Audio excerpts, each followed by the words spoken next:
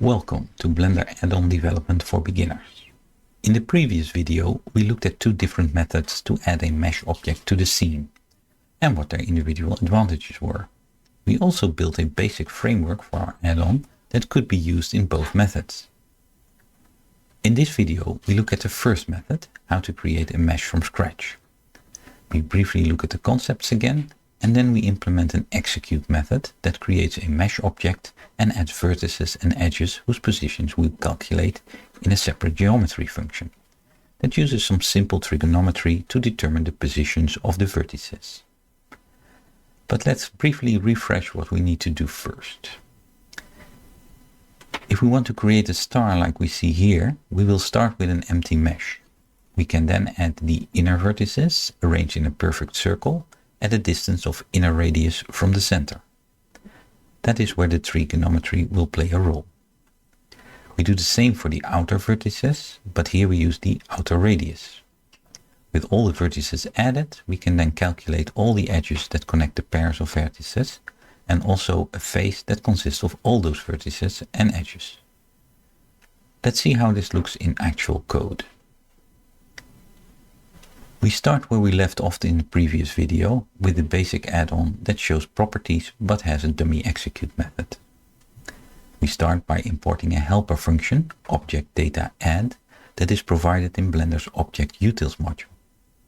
It will take care of adding our new object to the scene. We also import some math functions that we will use later when we calculate the vertex positions. We now need to change the execute methods so that it actually does something useful. So we first call the star geometry method that we will look at in a moment, and this method will calculate all the vertex positions, etc. and will return three lists with vertices, edges and faces respectively. Next, we will create a new mesh object. Blender's BPI data module contains collections of all available types of objects, and here we refer to the meshes collection and use its new method to create a new mesh object with the name star. We don't have to check if there already is a mesh object with the name star, because if there is, the name will get a numerical suffix automatically. Initially, a new mesh object created this way is completely empty. It doesn't contain any vertices.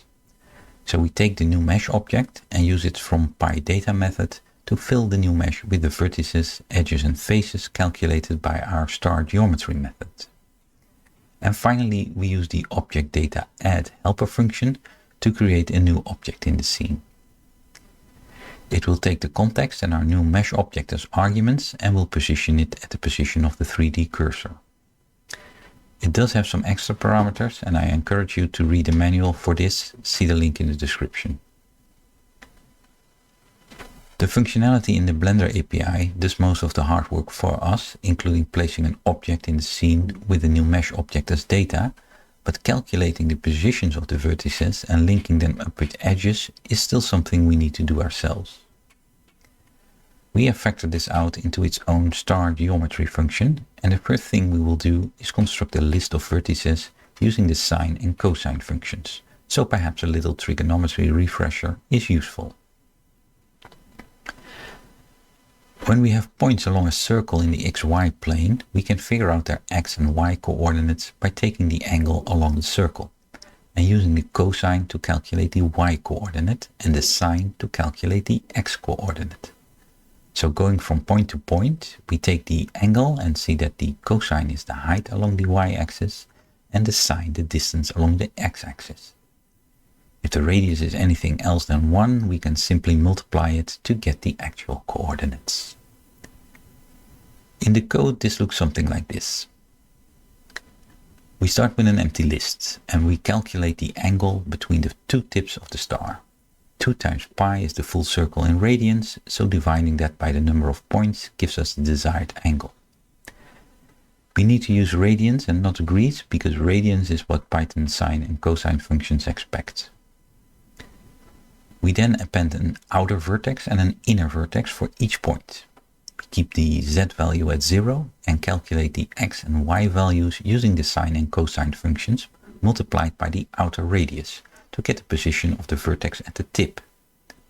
we use minus sign for x and cosine for y, and that will cause our first vertex at angle 0 to be located at the top of the circle, while all other vertices will be added in a counterclockwise manner. The inner vertex is the same really, but here we use the inner radius and add half the angle between the tips of the star to position this vertex exactly halfway between two tips. At the end of the loop, the vertices list will contain alternating tip and intermediate vertices. We then store the number of generated vertices in a variable so that we don't have to calculate 2 times the number of points again and again in the code that follows.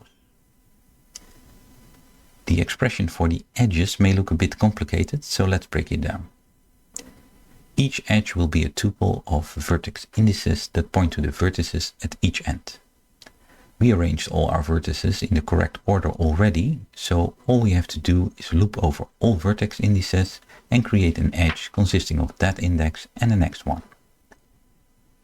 However, the next index for the last vertex in the list would then be a number beyond that list, so we take the modulo of it, and this will wrap that index back to 0. So the last edge we will generate connects the last vertex in the list with the very first one again. Constructing the faces is even simpler. It is a list containing a single face, and this face itself is a list we construct from all vertex indices in order. All that is left then is to return the results. Let's save the code so we can test it. Name doesn't matter, just remember where you store it. We can then install the add-on with Edit, Preferences, Add-ons, and then install from disk in the usual manner.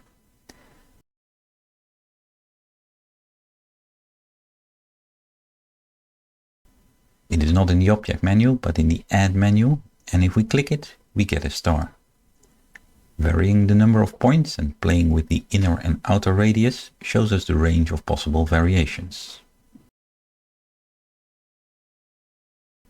Nice, isn't it?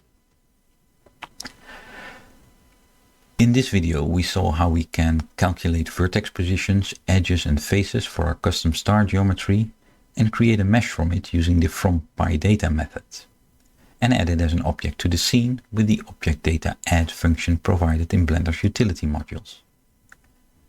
Calculating individual vertex positions is not the only way we can generate the desired geometry. We can in fact use Blender's built-in operators instead. And that is the subject of the next video in this module. Thank you for watching and see you in the next one.